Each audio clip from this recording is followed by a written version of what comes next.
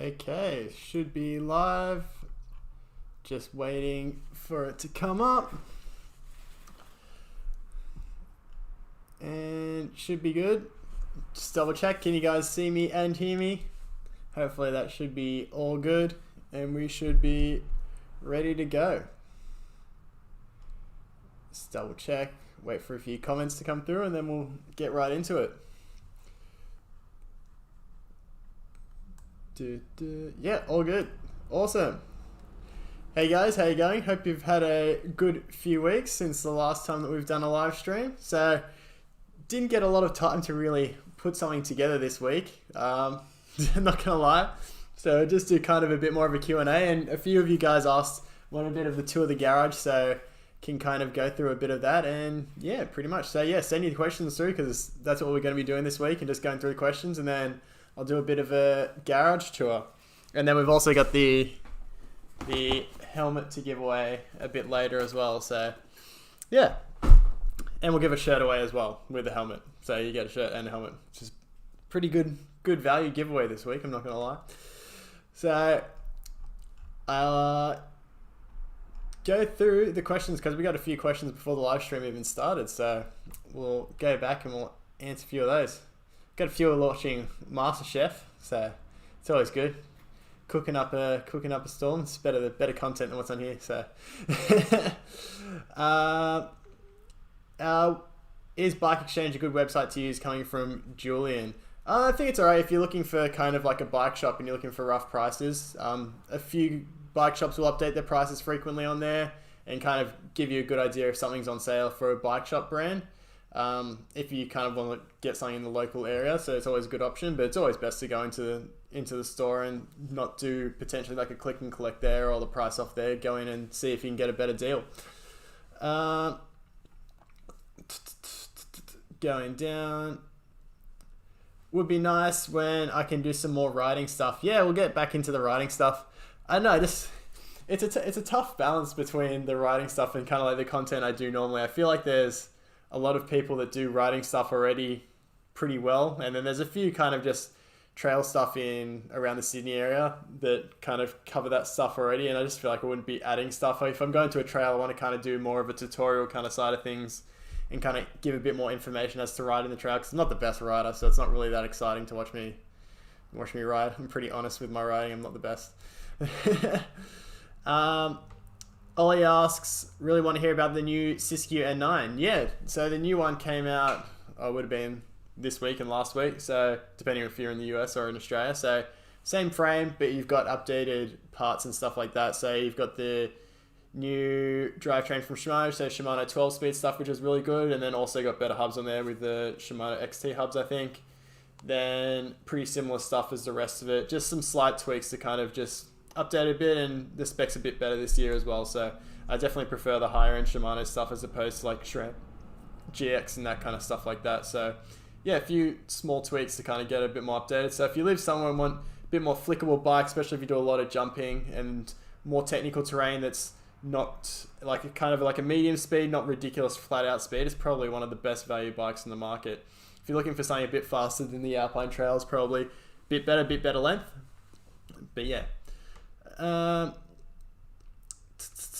Mountain Block Jack, hey, how you going? Sorry, I haven't got around to answering any comments yet. I know there's been a lot of comments in the last two videos in the past few days. Things have just gone crazy, so we'll definitely get around to answering all your comments and stuff like that. So sorry if I haven't answered them yet, but I will get around to answering them. So, but yeah, we'll give away that stuff and hopefully you win it. Yeah. So I'm getting down the comments. I'll be down to the chat soon, guys.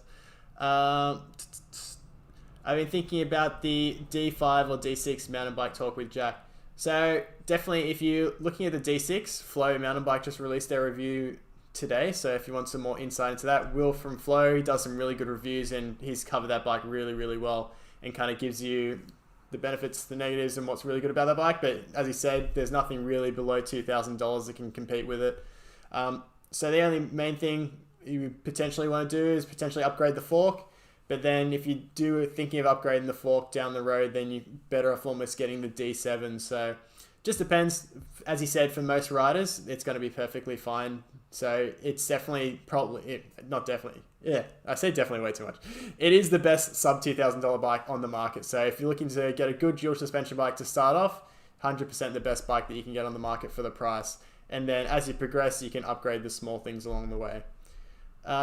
Lee Marsh asks, Giant Trans 229er, Trek Fuel EX7, or Scott Genius.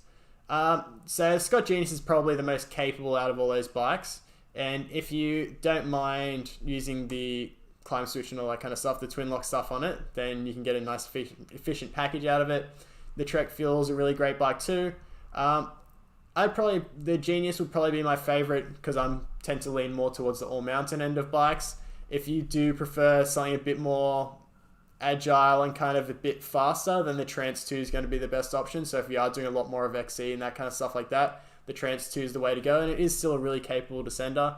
And then the Trek Fuel kind of sits in between those bikes, so it just depends on really what you want. But yeah, if you're looking for something snappy, the Trance would be the way to go. If you're looking for something in between, Fuel, and then if you're looking for something that's kind of a bit more capable in the descents, I'd go the Genius. Looking at getting a square one for Daniel Rose. Yeah, the square one absolutely eats up the chunk. Alright, so back to where the start was. Okay, awesome. So Ryan Burrows asks, what do I think the best value 27 around for $3,000? So the N9 is definitely up there. The Merida 160 is definitely a great option. Around that kind of price point, there's nothing really that competes. Then you can get some options from YT. The Jeff C. LA would probably be a good option. Not quite an enduro bike, but it's definitely close. But yeah, it just depends. 3,000 Australian dollars or US dollars. There's a few of those GT Force as well, but I don't tend to like the GT as much. So yeah, definitely if you're looking for value, the Merida and Polygon are the best.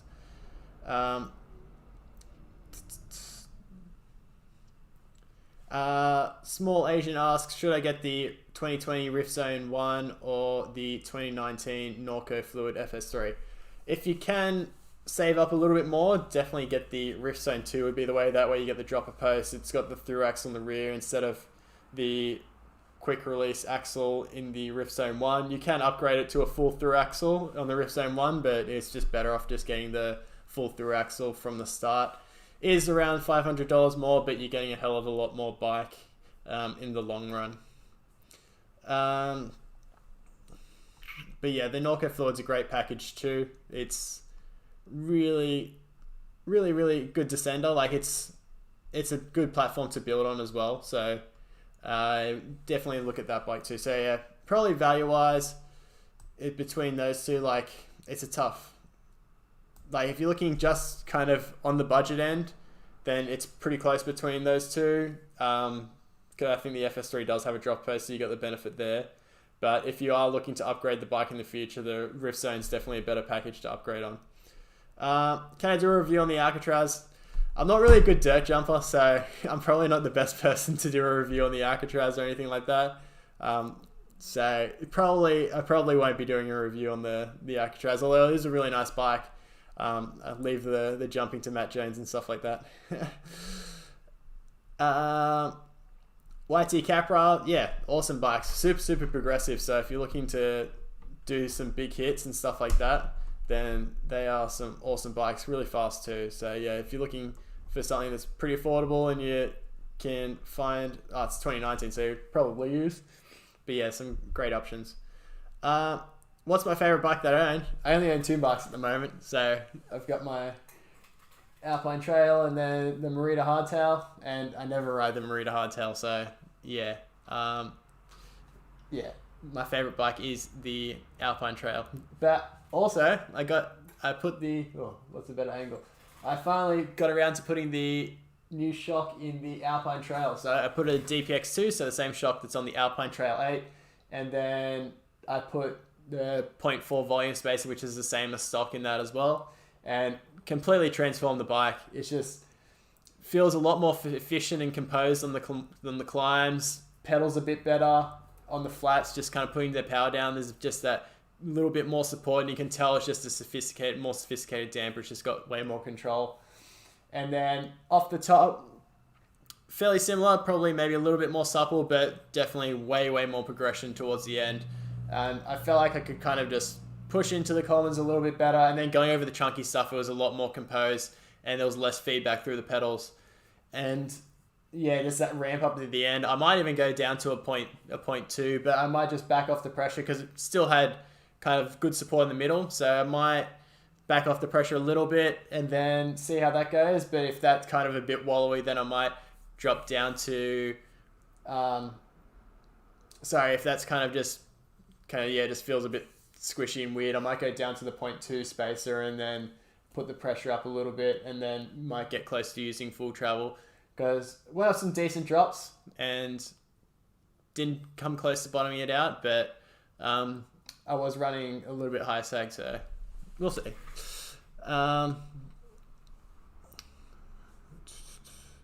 Where can I find individual specific parts for different types of bikes? In terms of like frame stuff or anything like that, yeah, don't really quite understand. But yeah, usually if it's a specific brand like pivot bolts and that kind of stuff like that, you have to kind of talk to the manufacturer or the bike shop that you got it from and then order them that way. You might find stuff online, but usually through the bike shop is where you get that kind of stuff like that.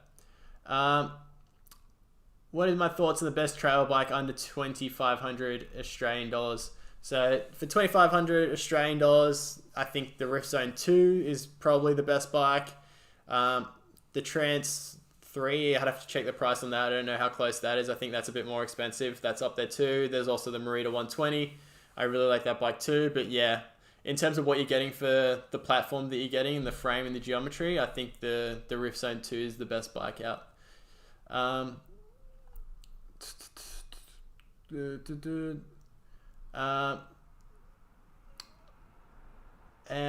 Biking Down Under, what do I think of the website Big Wheel Zone?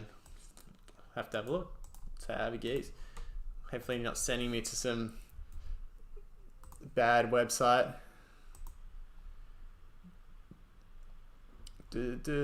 My internet has been terrible. Has anyone been having terrible internet? I don't know. Everyone working from home, the internet's been terrible. Mine's absolutely awful. Still waiting. Wait for that to load and I'll get some more questions done. Have I ridden Possums Trail in Manly Dam area? I've actually, living in Sydney, I ride everything around Manly Dam, but I've never ridden Manly Dam, so I need to get around to it.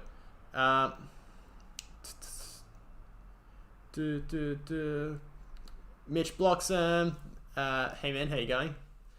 And cheers. I'm glad I could help with finding the right bike. Stoked on you. Hope you're stoked on the 140. It's a great bike and you're gonna love it. Thoughts on the Trek Roscoe 8 2020? Haven't ridden the Trek Roscoe, but yeah, compared to, pricing wise, I don't know the exact price off the top of my head, but there's definitely some options like the San Quentin that I had in my other video. Then there's the Specialized Fuse and that kind of stuff like that. So I have to compare the prices to kind of those kind of bikes and then see. But yeah, the Roscoe seems, out of those kind of bikes that I've listed there, kind of the Roscoe seems to be a bit more on the conservative side. But yeah. Harry, stay on. You have the chance to win. I'll probably do it in halfway through the stream. So usually around 7:30, I'll do the giveaway. And then I'll get everyone to comment at the same time, so people are in the stream, and then I'll kind of just go through random. Biking Down Under, nice haircut. Thank you. It was my girlfriend that did my haircut. Hopefully there's no bald spot. She didn't stitch me up. I think she did a good job. So just need a shave now.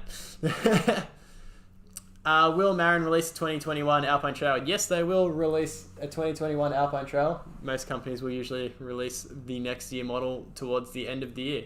So yeah, hopefully we'll see the 2021 model coming out towards the end of the year. I don't know if it's got an update or anything like that, but yeah, there's going to be a 2021 model. What's the giveaway? We've got a Fox helmet and a Trail Talk shirt. It's going to be some random product and a Trail Talk t-shirt, because I bought all the shirts and I don't have plans to sell them, so we're giving them away. Thoughts on the new Shimano M6100? Will I have a chance to review them? It all looks good on paper. Like the cassette, obviously it's probably be slightly on the heavy side, but I need to get a chance to. I've ridden the XT and SLX quickly, and shifting under load is awesome. Like you definitely get that with the Hyperglade Plus stuff that they've got, and the Dior M6100 has that as well. So the main difference is just going to be some weight. So might try and have a chat to Shimano to see if they can potentially tee up a review, or I might see if I can get the M4100 or the M5100 for more of a budget kind of option to review. So we'll have potentially, we'll see. Hopefully Shimano, if you're watching, which you're probably not, send me something. Tyler Bowen, have I seen a new Specialized rock upper? Yeah, I saw it, and to be honest, like it didn't really blow me away or anything like that. I feel like they could have definitely done something a bit better. Like there's a lot better kind of entry-level hardtails out there at the moment, and I don't like, geometry is free. Like even if you're using cheaper components, it can't hurt to put a decent reach and slightly slacker head angle on it. Like even Marin's cheapest hardtail, the Bolinus Ridge, it still has like a 68-degree head angle, which for an XC bike is on the slacker side. And then their next one up, the Bobcat Trail, has a 67-degree head angle. So like even on those entry-level bikes, like everyone wants decent geometry and a slacker head angle. Like I don't know why they wouldn't just do that. Like I guess they're trying to appeal to a mass market, and a lot of their riders won't be riding on the trail, but even then, like a 68, 67-degree head angle is not going to affect you riding on the road that much.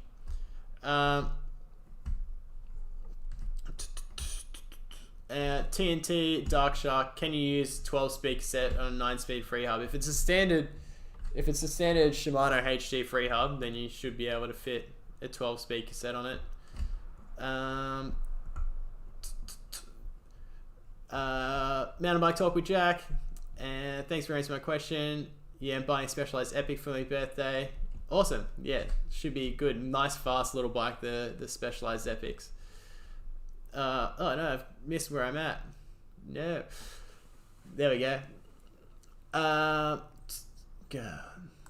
I'm terrible at this. There we go. I'm back to where I was. Okay.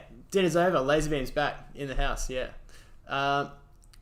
Biking Down Under. YT Capra. Yeah, that's an absolute bargain if you can get that for 2,000 Australian dollars. That would be a steal. Plains of Godly. Hey man, how you going? Where am I from? I'm from Sydney, New South Wales, Australia. As everyone knows, Australia. Have a boganish kind of accent for someone that doesn't look Australian at all. But yeah, live in Sydney. Lockie's Adventure Studio. Hi, I'm looking to upgrade the forks, and it's pretty sad, but my price range is around $300. What do I think of used forks? Like if it's, you just have to really question the person. If it's been serviced, then that's great. If it's been over a year since they've bought it, then you'll probably need to do a lower service. If it's been 2 years and they haven't really touched it, then you'll probably have to do a full service. If you're comfortable doing a lower service, then that's fine, but a full service you'll need to probably send it somewhere. A lower service, it's not too hard. Like, yeah, so you should, if it's, you just need to be careful to make sure the fork's been taken care of, because it can be expensive to fix.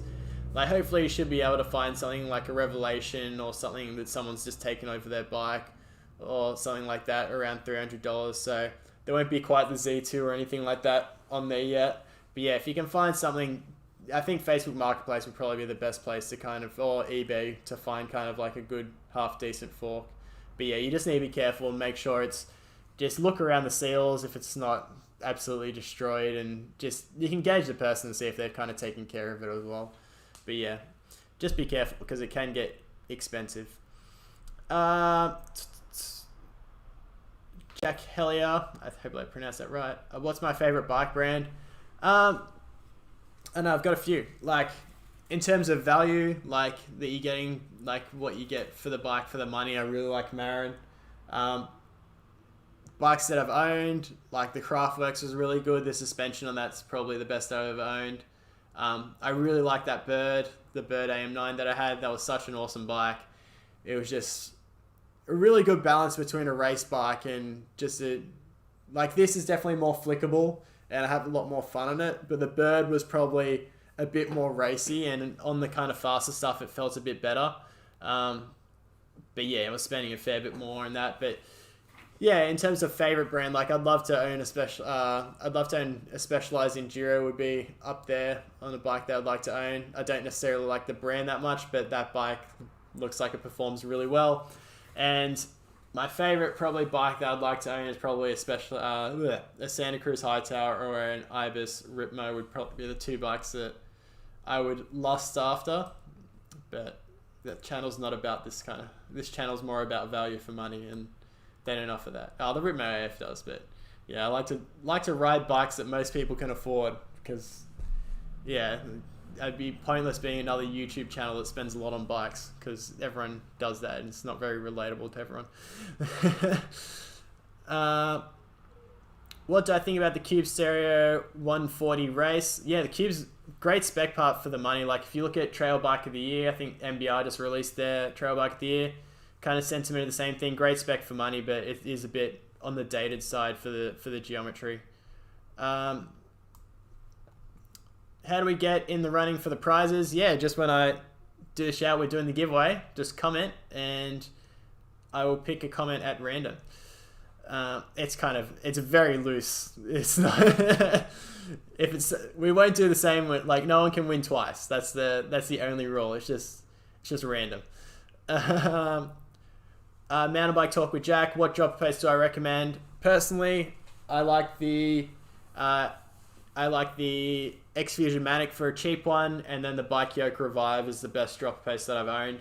It is a bit more expensive, but the one-up stuff in P&W good too, and the P&W seems to be really good with their warranties and all that kind of stuff too.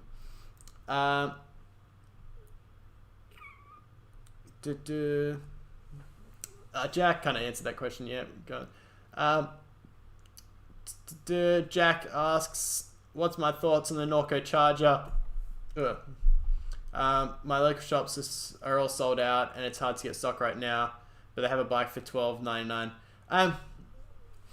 If you prefer shopping at a bike shop, that's probably a good option, but I think something like the Marin Bobcat Trail around that price point is probably a slightly better option for the money. But yeah, that's probably, like, in terms of what you're getting geometry wise, like, if you're comfortable buying online, then that's probably the way to go. But in terms of the other bike shop brands, I can't really think of an affordable hardtail that offers decent geo, really. Yeah, it's kind of a part of the market that really bike brands ignore, bringing out quality, good geometry, cheap hardtails. Yeah.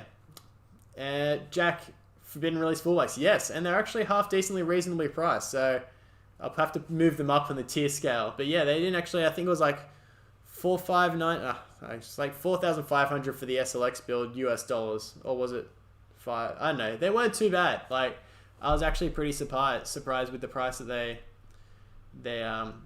had. Oh wow, we've got 57 people watching the stream. Like, that's a record. Usually we have like 30 or 35. That's awesome. It's been crazy seeing all the support that's been coming in the last few weeks. Like, we're almost at like 7,500 subscribers, which at the start of the year we're like 2,000. Things have gone crazy. Yeah, it's been awesome to see everything grow quickly, and there's been a lot of comments coming. I'm trying to go through the comments. There's been some good questions, and there's been some terrible trolling comments coming through now that things are picking up. Someone said I look like a stiff-necked Jar Jar Binks or something like that, which is quite funny. And yeah, there's been a few about me saying definitely and really a lot, which I understand. Fair play. How to know I win the helmet? I'll tell you when you win the helmet. And then I'll say who wins, and then you just send me a message on Instagram or send me an email, and I will get around to posting it. I sent the last one out, and the winner got it. So, yeah. What's a good mountain bike? What's a good bike to start mountain biking? 30k rides in the weekend. Depends if you want a hardtail dual suspension. Yeah, like dual suspension, like you can't go wrong. As I said, with the Polygon Sisu D series, like it's the best value dual suspension bike that you kind of get on the market. Entry level, like Giant Trans 3 is a great option. The Merida 120. Any of those short travel trail bikes are the way to go for kind of like your first good dual suspension bike. And like those short travel bikes, they're efficient enough that you can do really long rides, and they're still pretty capable in the descents to kind of grow with.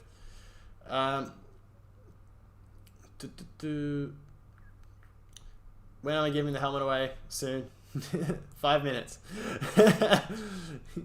I'll make you guys wait, so you have to watch most of the stream. That's the trap. What do you think of the... Kyle asked, what do I think of the Canyon bikes? Yeah, Canyon's great. Really good value for money. Prefer if they kind of updated their geo a little bit, but yeah. The Strive CF for 3,900 or the Spectral AL5 for 3,400. Like, I don't know, like, they've put them into like a weird spot with their geometry, because like, and travel, like the travel of the Spectral and Strive are pretty much the same now. I think they are. And then like it's like the Strive's not super long, so it's not trying to be that full-on enduro bike, where the Spectral, they're kind of more tailoring it as a trail or mountain bike. So they're pretty close. Like it's just like 27.5 versus 29. I think the Strive's probably the better option, because you've also got that shapeshifter as well, and then you can make it more efficient as a short travel bike. So yeah, I'd probably go the Strive, even though it's extra 5,000 for that kind of price point. I'd prefer the Strive. Damn it, I did the thing. I messed it up again. God, there's so many questions I'm gonna have to get my way through. Okay, sorry guys, I'm getting through all this. Okay, we'll do some rapid fire answers.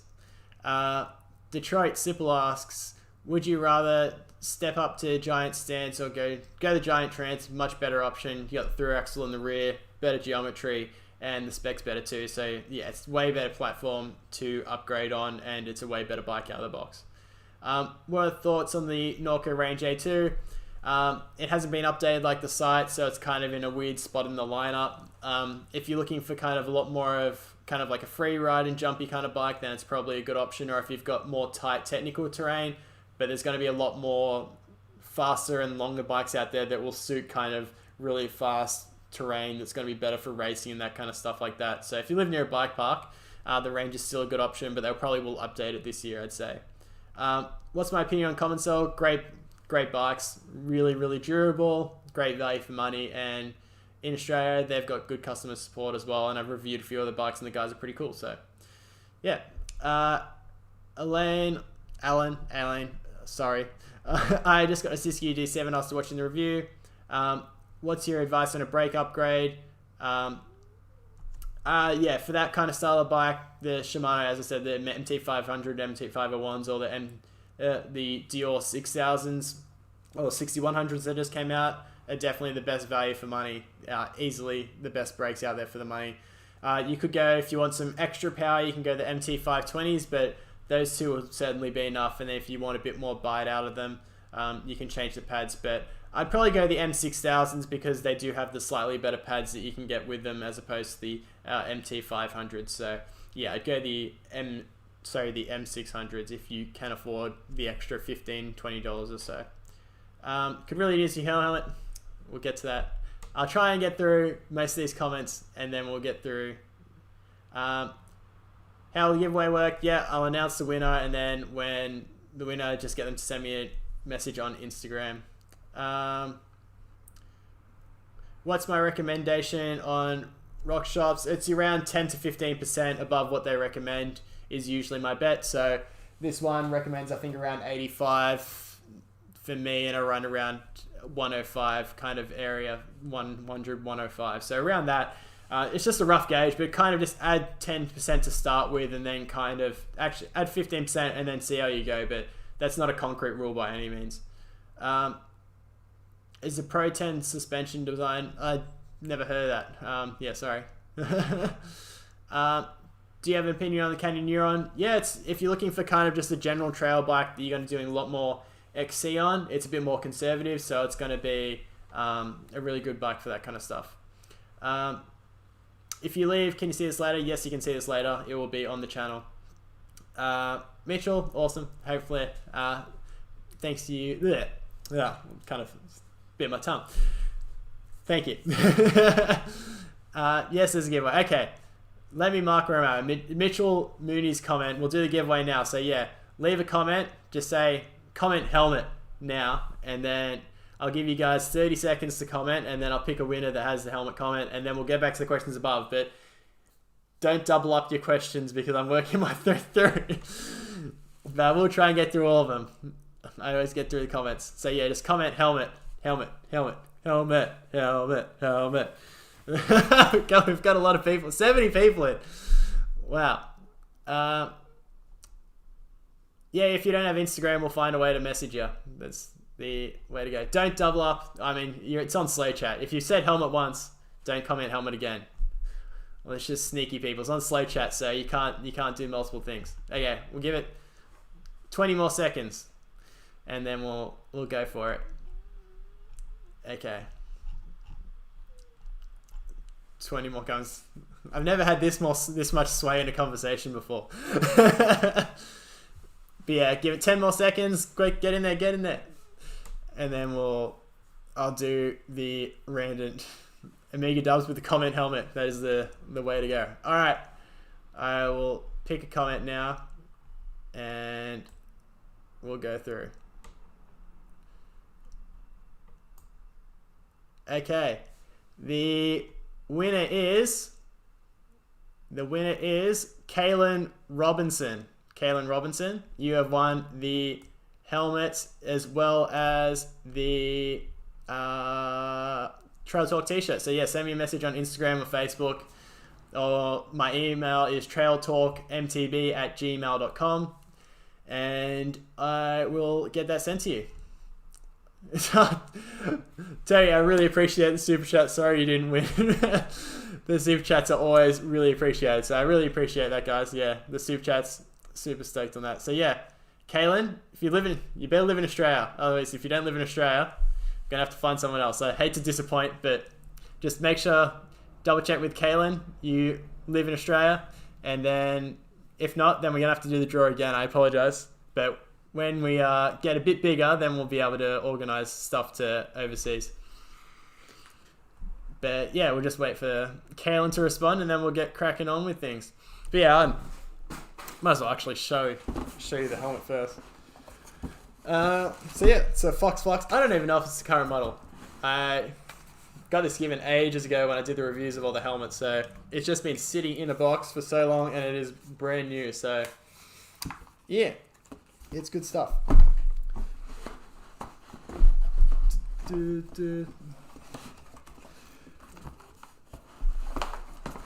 Kaylin, mate, get that comment in. All right, so let me get back, and we will get back to the questions. Actually, yep, in Sydney. That makes postage easy too. Awesome. All right, how about we do a bit of a tour to of the garage, because that's what I promised. And just let me know if we can't buy. I'm not selling the t-shirts yet, mainly because I won't get into the technicalities, but this is just kind of like a hobby, and I don't want to start up a full kind of business and that kind of stuff like that yet. Maybe one day, but yeah, this is just the shirts are purely for giveaways and kind of just so you guys can kind of support the channel a bit as well. But yeah, okay, we'll get into the questions, and I'll kind of do a bit of a tour. But yeah, so how is this gonna?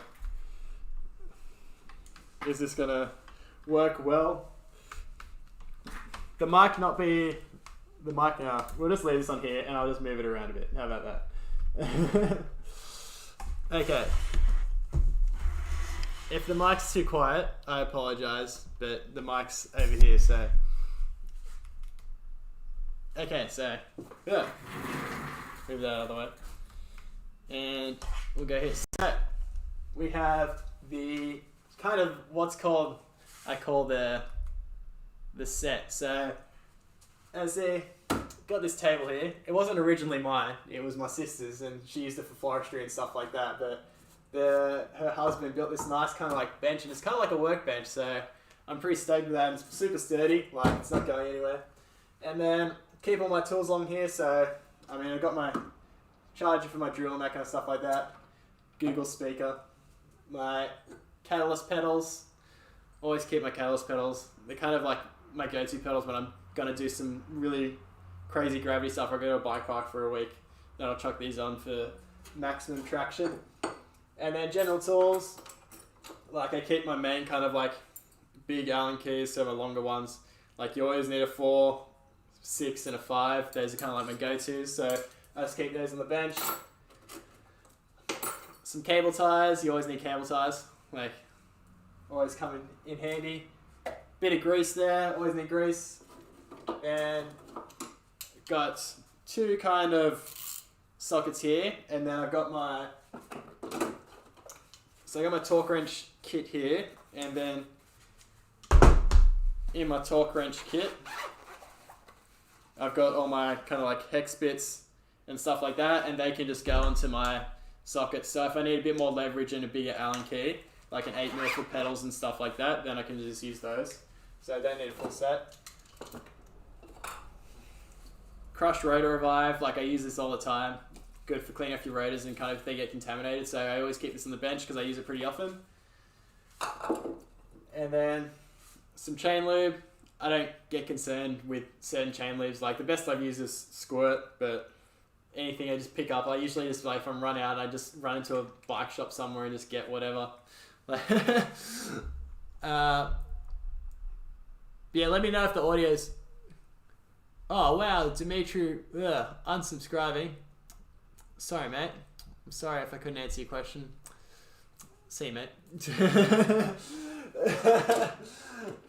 And then I got 2 sets of Allen keys, just normal ones, in case you've got something that on either side you kind of need to tighten something on either side, like lower shock bolts. Sometimes you need to tighten things on both sides, so good to have kind of this handy. Then always handy to have, if you don't have one of these, quick link pliers to kind of just do under your chain using the quick link. Always handy to have by. It's the good stuff. Make sure you get one of those. And then some tire levers as always. And then moving up here, we've got the nice mural. That's the Trail Talk logo. I felt pretty proud when I did this. It's not pretty stoked with that. And then we've got a recent addition. So we've got the recent edition. We've got the LED lights at the top now, so it's going to make the set look pretty cool. And I can change the color of it. But this is the new kind of Trail Talk kind of colorway. We've got black, white, and then kind of this teal kind of color that I'm kind of accenting on a lot of things now. So, but I can change it. I can go red. I can go blue. I can go any color, and then I can go just the normal light. So if I'm doing it on the bench, got kind of like a warm light, so I can kind of do that stuff. But yeah, it's pretty cool. How good's Bunnings? So put it back in the normal color. But yeah, that's kind of just like that kind of area there. So pretty cool with that. And then down the bottom here, get down.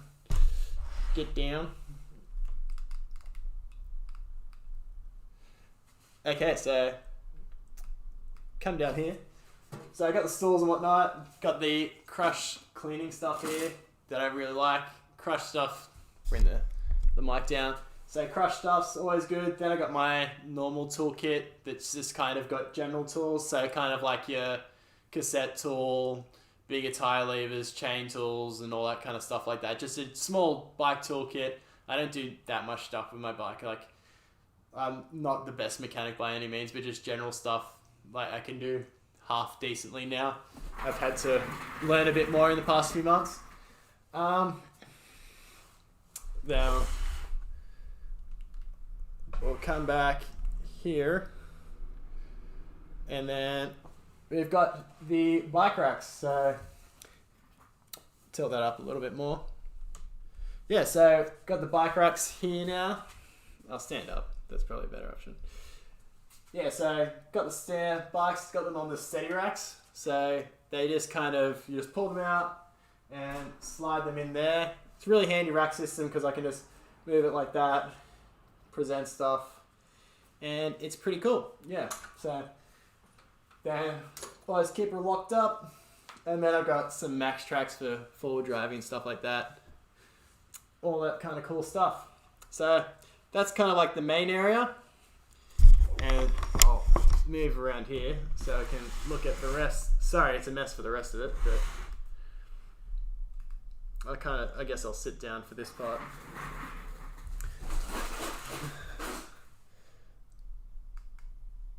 I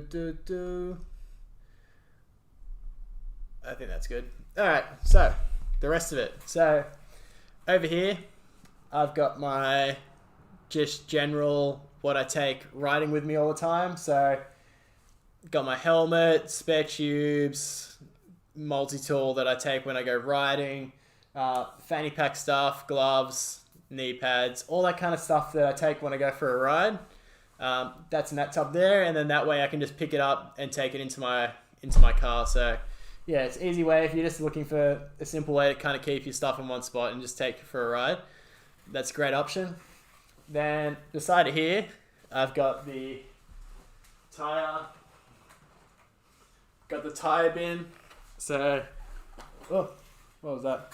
Yeah, so any kind of old tires that I've got, or just tires that are kind of used a little bit and then still good, I just chuck them in this bin here, and then that way I've always got my kind of tires when I need them. To be honest, there's probably only like 2 that I probably use again, but I don't know, it's just cool, and it's kind of hard to get rid of tires and that kind of stuff like that. So, yeah, so that's kind of like the tire bin. I'll probably put this on one of the bikes, it's a DHR 2.4 Max Terra, so I'll chuck this on one of my new bikes when I get it, something for a bit more grip. Then got another bin which is like stuff to sell, like that's just kind of like my sell bin, so if I've got stuff that I need to sell down the track, that's there. Got a spare set of shoes, always need a spare shirt, 510s. I think you can't even get these anymore, so they're in high demand, but I'm keeping them.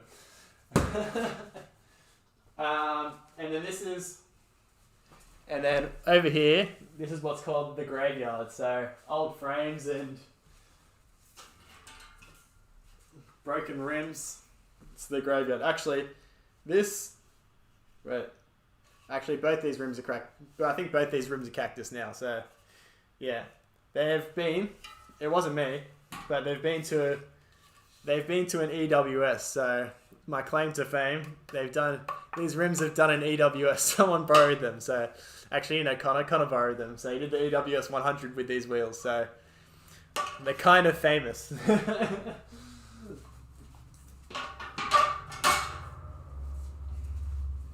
So that's pretty much it.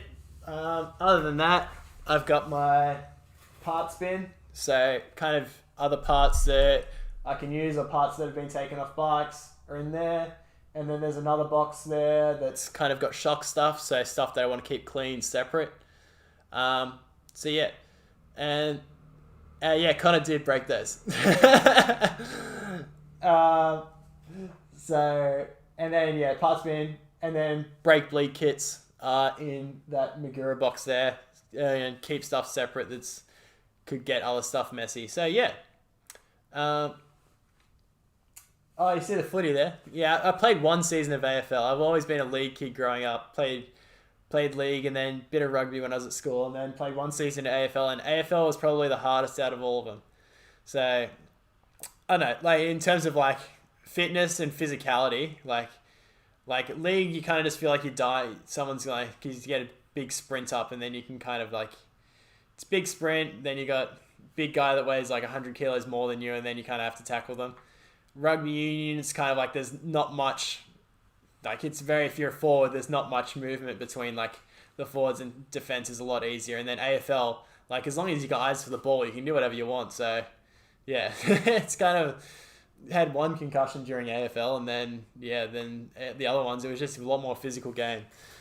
But that's just my experience. But yeah, so that's it. And then I got some car stuff that's on top of there, and some forward driving stuff and whatnot. But yeah, that's it. So, and then there's the I'll just take the camera off.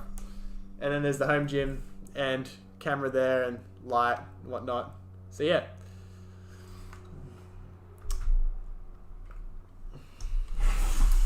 We'll come back now. Back to normal view. Okay. Hopefully that wasn't too hard to see everything. Oh, Dimitri's back. He's resubscribed. No, good man. Just pull it. Just yanking your chain. Okay. All right, so yeah, that's a bit of the tour. Hopefully, I didn't bore two of you. A few of you left, but I'll try and get through the questions now. Oh god, there's so many questions. I'm so sorry. Where to start? Okay, Callum. If you're going to Stromlo tomorrow, I see you've had that question a couple of times. I apologize. If you're going to Stromlo, my favorite trail is Western Wedgetail, Pork Barrel, Double Dissolution. Those three, I think you do them in a row. It's my favorite kind of line down there. It's kind of just like a blue line the whole way down, which is really fun. And yeah, that's my favorite trail there. Then there's a few other new ones that have popped up, and then going down the main downhill is pretty fun too, and Vapor if you can jump and that kind of stuff. So yeah, those are my favorite trails there. But yeah, usually I just do, whenever we go, we climb up to the top, we do that kind of run, Pork Barrel, Double Dissolution, Western Wedgetail, those three. Then we climb back up to the top because that sends you to the back of the hill. Then you climb back up to the top, and then we do the downhill and Vapor down back to the front. Yeah, so that's my favorite ones. And they're kind of like blue at the back and then black at the front.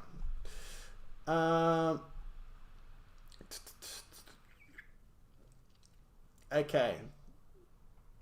All right, where should I start with questions? If you guys, actually, what we'll do is, if you have a question, send it in again, because it's just way too hard to kind of go through all of them again. So yeah, if you've got a question at the moment, send it back in and I'll start going through all of them again. If not, just copy and paste the other one.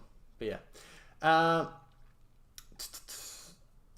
Jack, what's the price of my dropper? That X-Fusion Manic, as I said in that last video, you can get them for around about $180 from, I think it was Cycling Deal, and Chain Reaction you can get them as well.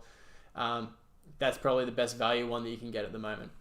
What was my first bike? It was a Specialized pitch hardtail, and I was, I think, 21.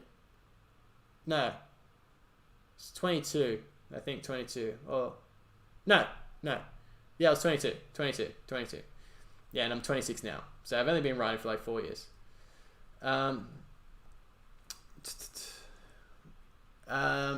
Jeremy asks, I was looking for a secondhand giant stand, so I was wondering how I could check if it's working fine and where to look. I'd probably, yeah, if you can find something, like, if you're looking for a good bike to progress on, I'd potentially look for something other than the stands, just for that, because it's got that QR rear axle, and that's kind of like limits your upgradability in the future. So if you can find something a little bit fractionally more expensive, then you've got a bit more better package to upgrade on, like the entry-level trance if you're looking for a giant. But yeah, just check all the pivot points, make sure there's no play or anything like that. Chain checker, you can kind of check the wear of the chain, and then check the cassette teeth and all that kind of stuff like that. Make sure the suspension's working perfectly. Just check around the seals, make sure nothing's leaking or anything. Just the general things. It always helps if you have a friend that knows a fair bit about bikes to come with you. But yeah, if you know, you can kind of gauge how it's been taken care of by the person and how they kind of talk about the bike, if it's been serviced and taken care of, if they keep receipts and that kind of stuff like that. Best 2.5k trail bike, yeah, we said it was the Marin, oh sorry, I'm shaking the table. Marin Rift Zone, that's the Marin Rift Zone 2 is the best value to kind of go. Coming from a hardtail, should I get the Canyon Spectral AL5 or the Giant Rain 2? I'd probably go the Spectral. The Rain it's a lot of bike, and I think it's probably be a lot of bikes that kind of come from a hardtail. It's very bit more cumbersome and less fun on the trails, more kind of just a more full-on kind of race bike. Kai asks, what do I think about the Scott Spark? Yeah, I mean, if it's been taken care of for around $1,000, it would be a pretty good deal. But yeah, just check around, see what's out there. $1,000 for a dual suspension, usually there's always a couple of things that are worn out and that kind of stuff like that, so you need to factor that into the price, especially considering you can get pretty good dual suspensions these bikes for under $2,000. Norco Fluid SF3. Oh, wait. Drums and Music asks, Norco FS3 or Marita 160. They're completely different bikes. Like the Norco Fluid FS3 is is a trail bike, and the Merida 160 is an enduro bike. So if you're looking for comparisons, the Merida 120 would be the better option to kind of go for. If you're looking for something more fun, more efficient, the 120 is a better option. If you're looking for something a bit more stable, then the Norco Fluid's a better option. What happened to my Craftworks? There was nothing wrong with the bike, and I love the Craftworks. I just started my new job, and then that kind of went along with Marin and Polygon, so I started riding Marin and Polygon. So it was nothing against Craftworks or anything like that. The bike was awesome, and we had a good relationship, but yeah, it was just kind of, couldn't work in my current where I was working and that kind of stuff like that. No one forced that or anything like that. There was no saying that I couldn't ride for them, but it just made more sense for me to ride the bikes so that I can get good deals on and ride them and kind of get a bit more opportunities with reviewing different bikes. So yeah, it just made more sense for the YouTube channel and that kind of stuff like that. But everyone's been supportive with that kind of stuff. With Marion, Polygon, Craftworks, they've all been really good to me. So yeah, there's no hard feelings anywhere. So yeah.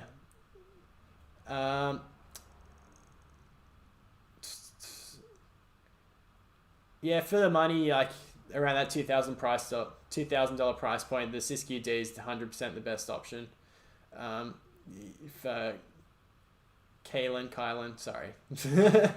Yeah, the Fluid, yeah, as I said, that stance definitely not the option to go for. Got that quick release rear end, and the Fluid FS3, good option too, but value for money, the Siskiyou D is the best option to kind of go for with that through axle in the rear on the D7.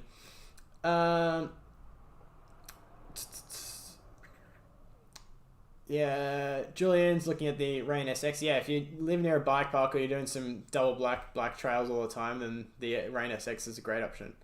What would my dream bike build be? I think for my kind of style of riding, I think the Deviate Highlander.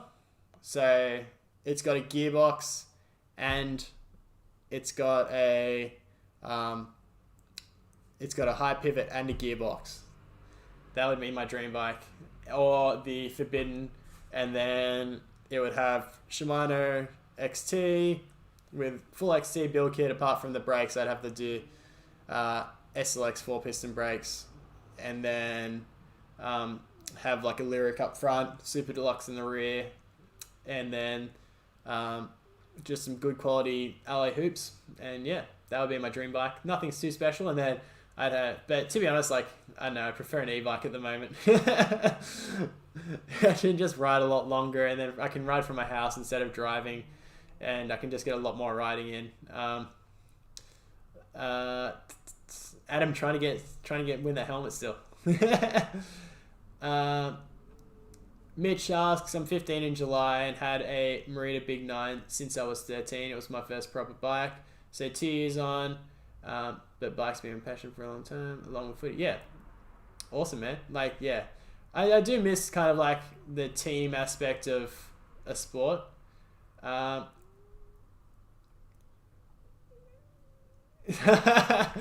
Jervis with the cheeky flex there. Yeah, that's actually a good story. I got completely lost. So we went out the back of I was at Queenstown, and that was back when I had the Merida 160.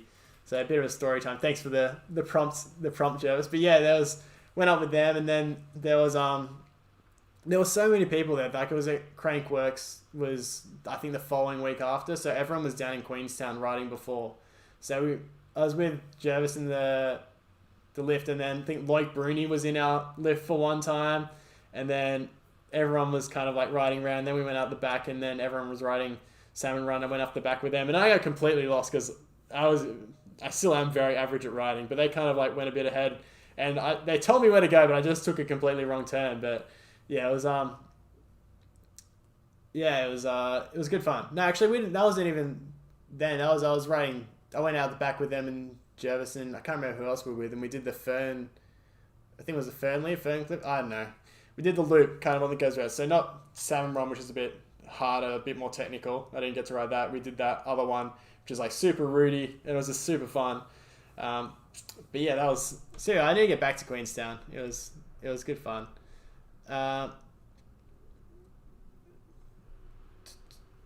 Okay, we're back. I need to get back to where I was. Actually, that was actually the next question. No, it wasn't. No, it was. Yeah, it was. All right. So, yeah, as I said, with mountain bike talk with Jackie, I'm not a huge fan of the stance. I just don't. I don't like that quick release rear end. If you're looking to get a dual suspension, kind of like for your first bike, I like that you can upgrade and kind of build on it. That's why I like the 120 and the Siskiyou D. They're kind of just a good frame out of the box to kind of build on. So yeah.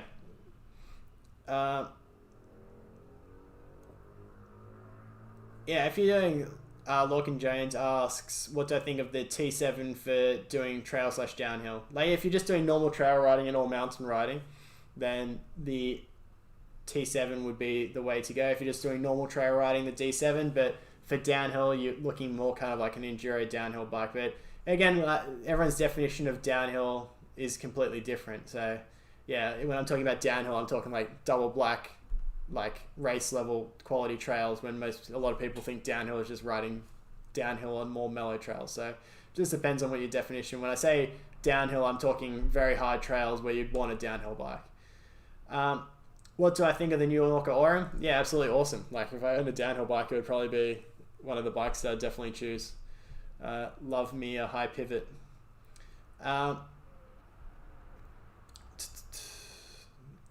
But yeah, if I can make, as Mitch says, yeah, it's worth it. Just save up and get a bike that you don't compromise. Like, just get a bike that you want to really grow on and progress on. Don't kind of just get something for the sake of getting it. And then that's what I did. I always get a bike, and then I'm like, oh, I want to upgrade it, and then I want to upgrade it again.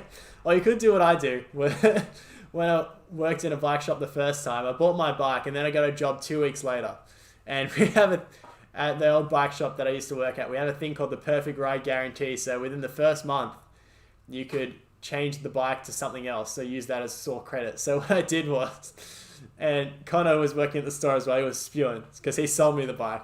So the sale got refunded, and then I just did it through the store, and there was obviously no margin in the sale. So he lost money on the sale because we worked on commission back then when I was working in the bike shop. So he was spewing.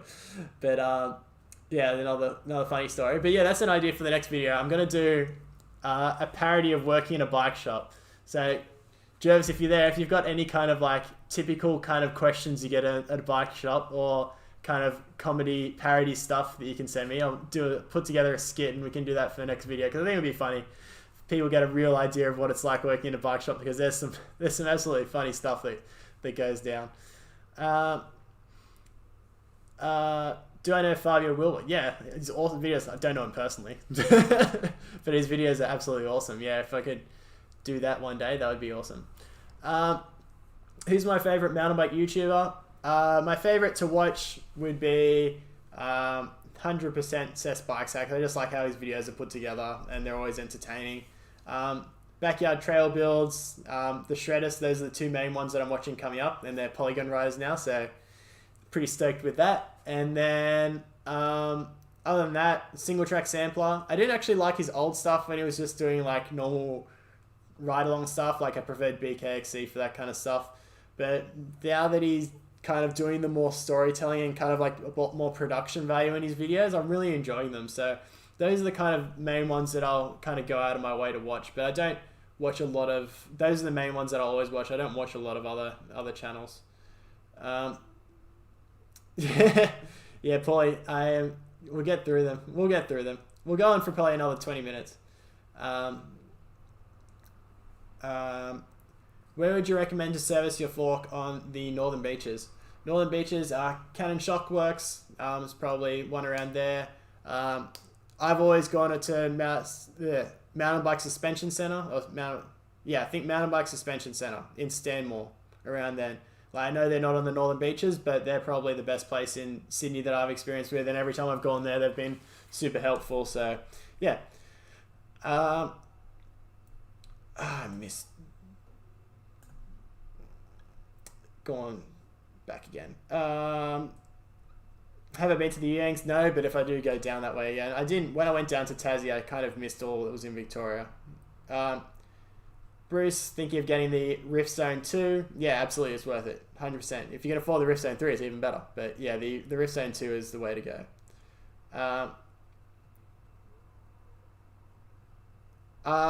Do I know if the Polygon D6 can be converted to the front through axle? Yeah, so you need to change the fork and the wheel if you were looking to get a through axle in the front of the D6, because it's got a quick release fork.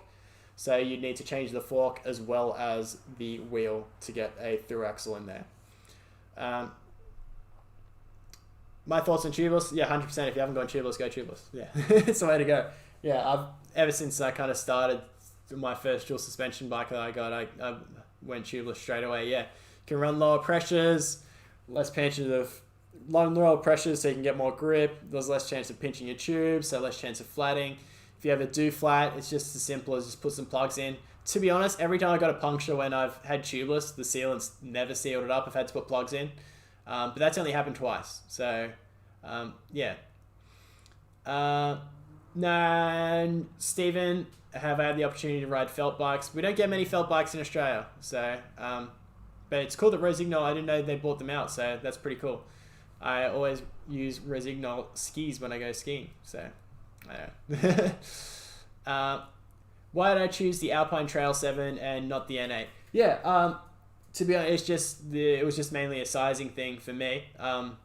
I kind of like the XL on the Polygon that would suit me. I kind of the XL on the N8 would be good in terms of reach, but the seat tube was a little tall on it, and then I couldn't fit a water bottle, so that was kind of like why I went the Alpine Trail for the large. The reach is kind of in my range of what I like, and yeah, that was the main reason I could fit a water bottle too. So yeah. What is my full-time job? So I work at a bike company doing social media management and content creation. So yeah. But yeah, maybe YouTube one day. Hopefully, if things keep going well, we can go full-time YouTube. Nah, that's a dream. Never. It will never happen though.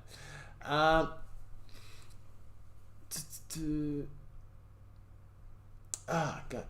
I keep doing this. There we go. Oh my God, almost getting through the questions. Look at me go. Yeah, we've gone through the tubeless. Do you think the Giant Rain 2.9 is worth it? Yeah, I think the Giant Rain 2.9, yeah, if you've got faster trails, it's going to work best on if you've got very fast trails that it's got some tech, but it's not absolutely the chunkiest. So we don't really have, except for Sydney, we don't have the absolute chunkiest. Sorry, it'll work in pretty much every Australian situation. But if you've got the Australian situations where you've got a lot more fast kind of open trails, then it's going to work a bit better. But it doesn't have the most rear travel. So if you are racing, that's something to take into consideration. But I think it's going to work very well as a race bike in Australia for a lot of people. So, but yeah, it's a very long bike in terms of reach too. So that's something to take into consideration as well. So if you aren't an advanced rider, it's going to feel like a lot of work to get it around corners.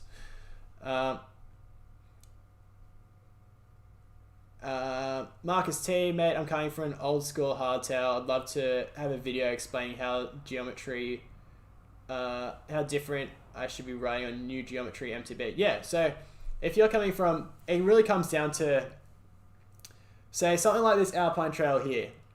Like, if you're coming from a very recent, if you're coming from an old school hardtail, it's going to feel very big. That's the main difference. But if you're going to like a very long bike, say something like the new Norco Side, or as I said, that Giant Rain 29, where it's got a very, very long reach and long front center, especially with that slack head angle, you notice you have to use a lot more body language to get your weight over the front of the bike, to get it to turn and do it where you want, and then also to lift it up and get over obstacles. The Alpine Trail is probably it's like a modern bike, but not over the top, so I don't need to use a lot more body language, which I prefer. I'm not the strongest rider, and I'm not the most advanced either, so using a lot of body language doesn't really suit my riding style. So that says, as it starts to go a lot longer in terms of bikes, then you'll need to use a lot more body language to get it to do what you want to do, and then on flatter trails, it's going to feel a bit more sluggish. But yeah, what was it? Tracy Hannah she went up to a large for this year because she knows she's gotten a lot stronger in the last year, so she can handle longer bikes. So I think it's kind of comes along that with a lot more races, they are a lot more stronger. That they're a lot stronger than what they used to be. So, and having that stable bike kind of takes a lot more. When they're going the speeds that they are, it's a lot less effort to kind of keep the bike in control and that kind of stuff. So, yeah. Yeah, Matt Jones. Yeah, he's a big influence of going with Marin as well. It's good for the keywords. Yeah, everyone likes Marin at the moment. Have I hit Uncle Pete's trail? No, I haven't. And someone crashed in it the other day, and I saw the helicopter there, so that's less reason for me to do it. No, I can't. To be honest, I can't hit any of the features. Like I like the start, the first roller and that kind of stuff like that, and then there's the drop probably down the bottom that I could do. But all those big doubles, they're way out of my comfort zone when it comes to riding. I'm not a good rider by any means. I like to stick to more kind of all mountain trails.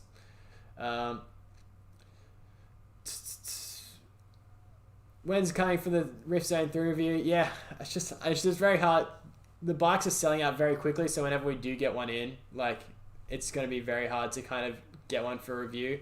And it's come to a point now that a lot of reviews have come out, so I'm going to try, but there's definitely a few bikes that are coming out that I need a review as well. So, like, I've ridden one, and, like, it's a great bike, but I don't have enough to kind of give a full review, but it's definitely, from what I've on the short rides that I've done with it, it was definitely the best kind of value package that in that kind of price range that I've ridden. What bikes do I own? Just these two, the Alpine Trail and the Merida Hardtail, which I never ride. Gonna have to skip the questions that I've already answered. Yeah, 160. Yeah, it's a great bike. The Merida 160. Yeah, it's nice and stable and playful, and yeah, it's I took that to Queenstown, as I was talking about before, that was what I rode in Queenstown. I absolutely loved it. Super fun bike, really good at the bike park. Yeah, just the rear suspension eats up a lot of the chunk and the roots and that kind of stuff like that, and it's not too long, but it's like a good amount of reach that I really liked. So it was a great bike. 2021 bikes, yeah, they're all coming soon. Yeah, 2021 bikes, they usually come later in the year, so yeah, you just have to wait out for that. Yes, I have ridden a high pivot bike. There was the Kraftwerks they used to have. It just feels like it gets out of the way of things a lot better than a normal bike, so the rear suspension just doesn't get hung up on stuff that you normally would see. Yeah, Hardtail Party. Yeah, Chris, I've seen a few of his videos coming out. I haven't watched any of them. I just see them popping up. So he's doing stuff in the. He's targeted me well, but I haven't watched any of his videos yet, so I might get around to watching it. But he's been growing really quickly too. So, yes, you should get a drop post. Everyone should get a drop post.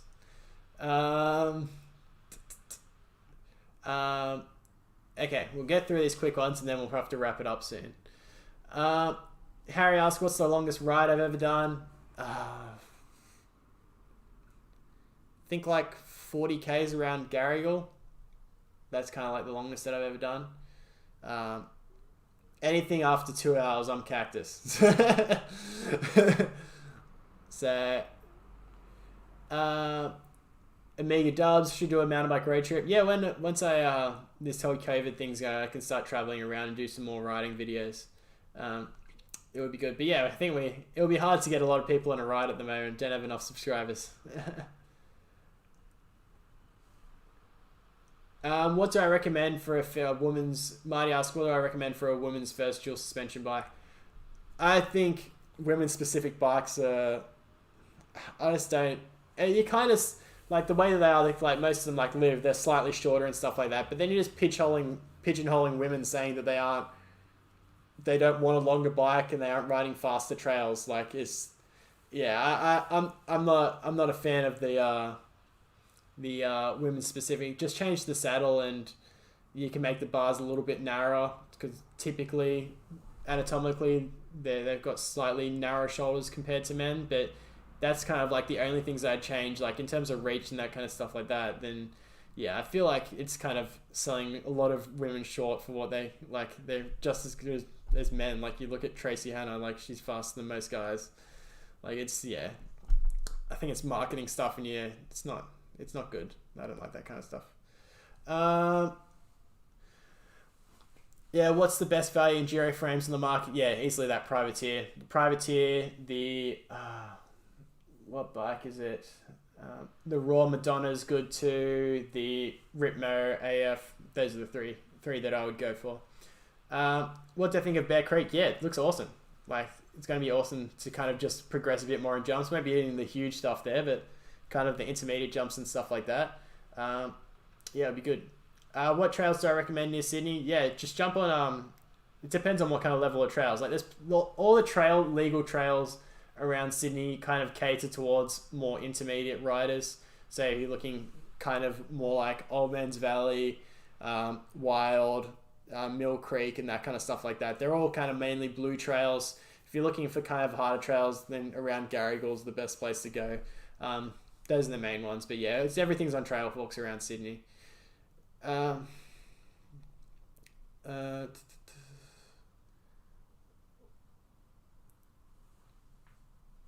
players have a budget around $3,000. I assume that's Australian dollars because we're in Australian time. But yeah, the Alpine Trail, I don't know if there's any stock, but yeah, that would probably be what I recommend around that kind of price point for an enduro bike. But yeah, I need a bit more details for what kind of style of you riding that you're doing and all that kind of stuff like that. Ashley asks, I've recently got into cycling and doing road/gravel/off-road at the moment. What do you recommend? I'm really struggling to find an all-rounder. If you're talking kind of like more of a gravel bike in terms of like you're doing road cycling as well as gravel kind of adventure stuff, Marion has some really, really good bikes for that. Especially there's a lot of options for adventure stuff. So yeah, I think you have to check what budget and that kind of stuff like that. But I check out the Marin range. Is probably, if you're looking for more affordable kind of gravel bikes, they're definitely the best in the market.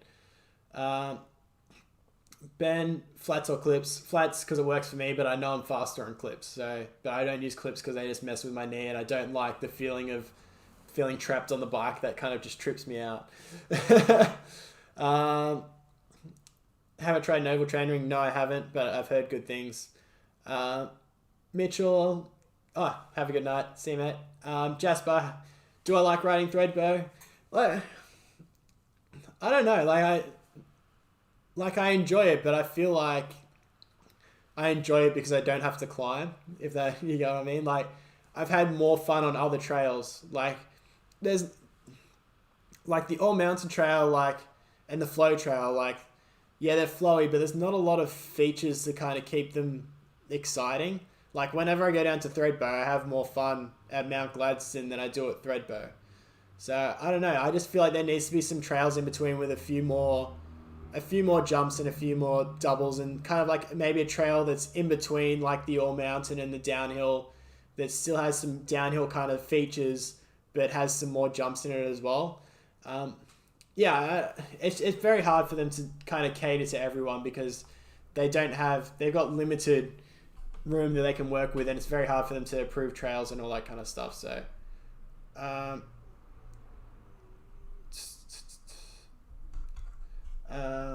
yeah, I probably feel like I'd enjoy Bright more than Threadbow, if that, you know what I mean. There's just more variety for a gravity kind of place.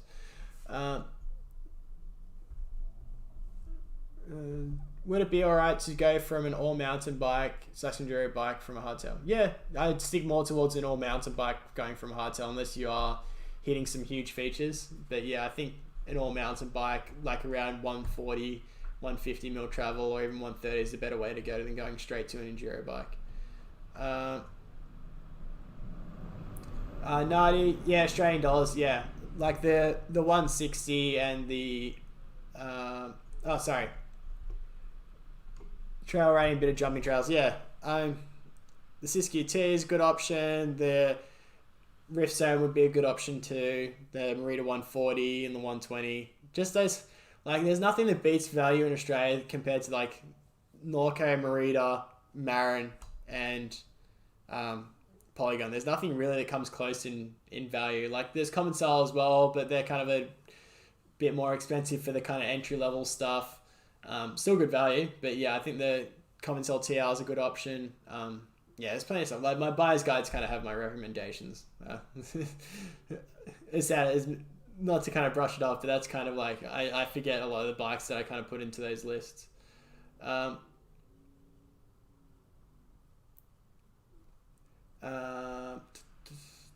right, we're gonna wrap up in 5 minutes. So if you got any more questions, send them through.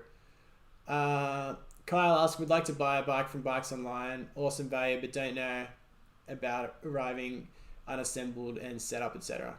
Yeah, it's not like it depends on understandable. It's not really. You just need to put the bars on, install pedals, and put the front wheel in. Like there's not really much to it. Lee Marsh with the helmet in there. Get it in late. Yeah, we've done the giveaway, Harry. Sorry you missed it. Matthew saying he's testing out the Merida 120 27,000 2020 tomorrow. 2021 bikes coming soon. How much will they drop? It's very hard to say. Maybe a couple of $100 to start with, but typically when the time of 2021 comes out, all the popular sizes in the 2020 models, especially for the Meritas, are kind of cleaned out. So, Omega Dubs asked TL to N8. N8 has better spec at the same price. I wouldn't say that necessarily. Like the T8 has better drivetrain, has the same brakes as the N8. Fork same level, just because, and it's got the RT3. Like just because it has the piggyback doesn't mean it's not as good. It's just different purpose. So I think the T8 actually has probably better parts for the money, but it's a different style of bike. So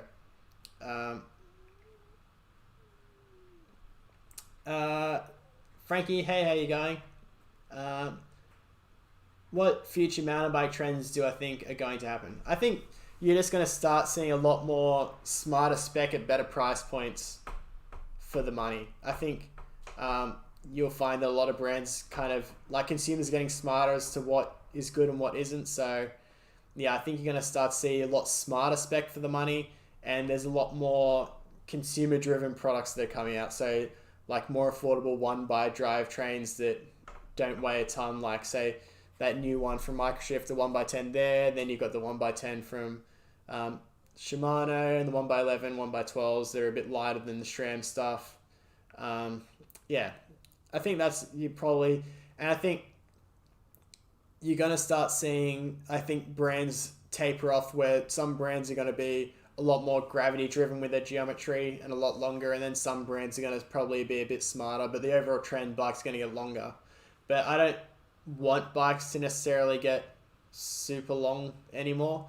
Like I'm happy with where a lot of brands are at the moment, and I just feel like they're doing it to kind of just keep up with the trend, where some brands have kind of, I felt, gone over the top.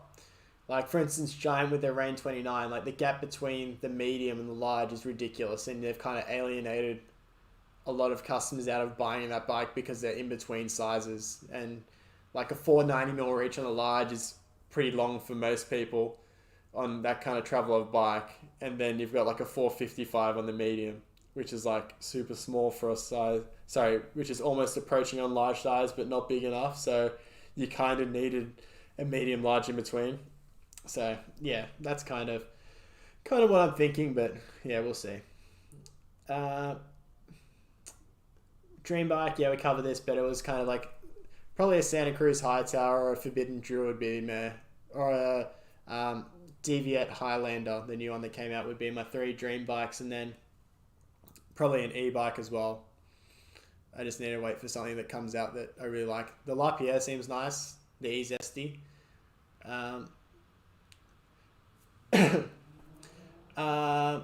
Yes, I did get a haircut. My girlfriend cut it. She did a good job.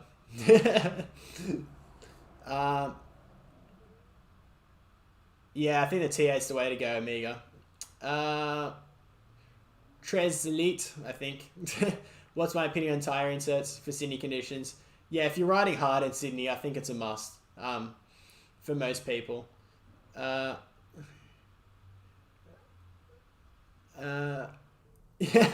fellas, I mean, I've had a girlfriend for like 5 years.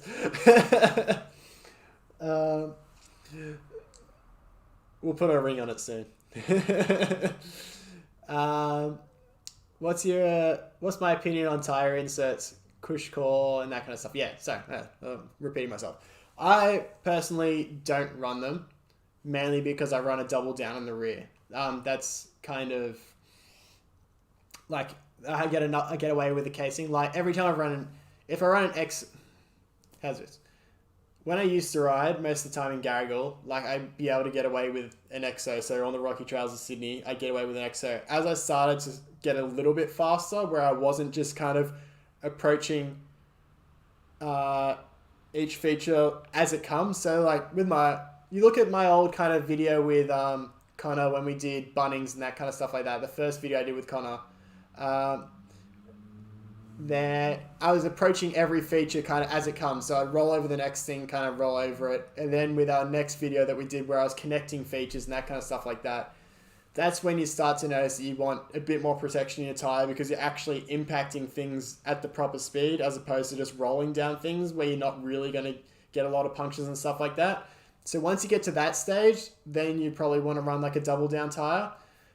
And then once you start to progress beyond that and then you're actually riding proper fast and just like launching over things and gapping stuff and proper riding and actually riding fast, that's when I'd say get an insert. But yeah, if you're doing any of the real hard trails and you're doing them at a decent speed in Sydney, I think a double down rear tire is a must.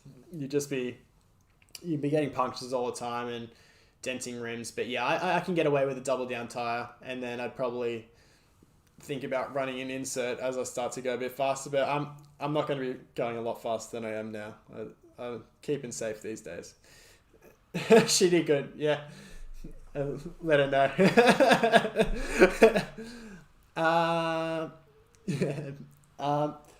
What tires are I on? Well, I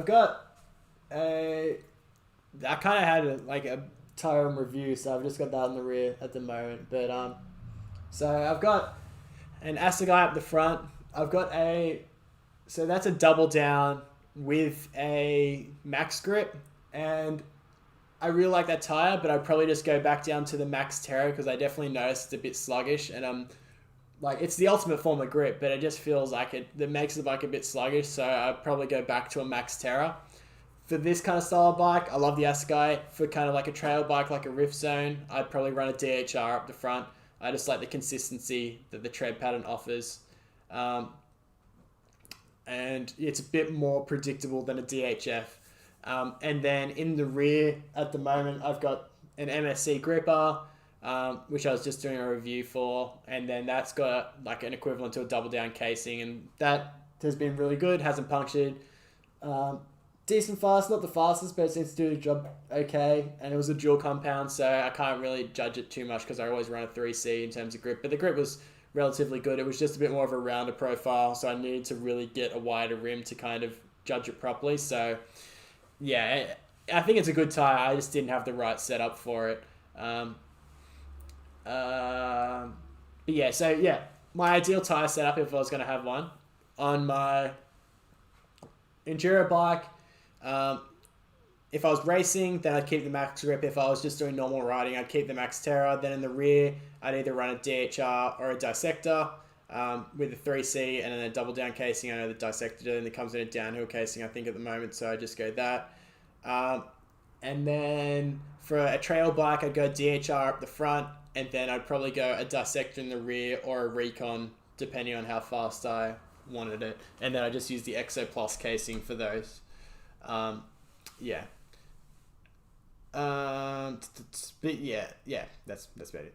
How do I feel about the changes for with Strava? I don't use Strava anymore. I felt like I was just always competing against myself, and whenever I'd try to go for a PB, I'd hurt myself. So I don't necessarily have much feeling on the changes to Strava. So I only really use it for heat maps, but I mostly use Trailfox to find trails now. So I don't really use Strava that much. So I don't really have an opinion of it.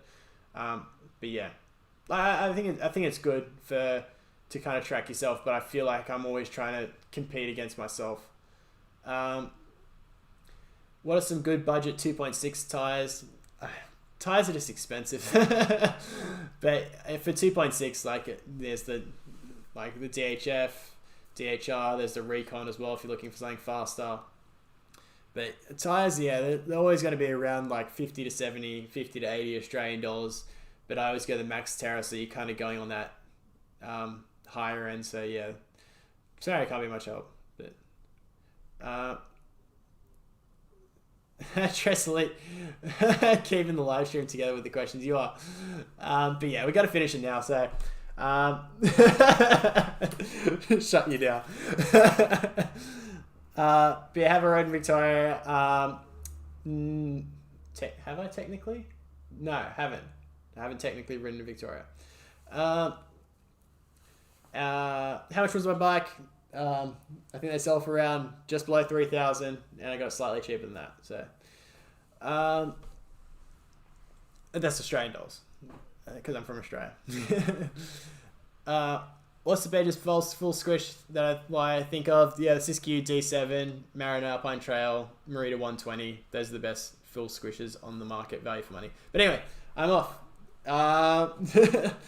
I'll see you guys in a fortnight's time. I'll actually have a proper topic that time, and then look out for the next video. Usually it kind of comes out, I think usually like a week or 10 days after this one. It's loose schedule. All I know is there's 4 videos a month. They might not be perfectly every week, but there's always 4 videos a month. That's the aim. I get around to it when I can. But yeah, it's going to be kind of like a skit on working at a bike shop and something a bit more fun, less serious, that kind of stuff this week. Should be fun, and hopefully it's good for you guys and you will enjoy it. But yeah, as always, thanks for watching. I really appreciate all the support. Awesome seeing the channel grow in the past few weeks, and yeah, I just really appreciate all the comments and all the support you guys have been giving me. And just want to say thanks again, and I will get back to the winner of the helmet, and then next time we'll have a different thing to win. But yeah, anyway guys, we'll see you.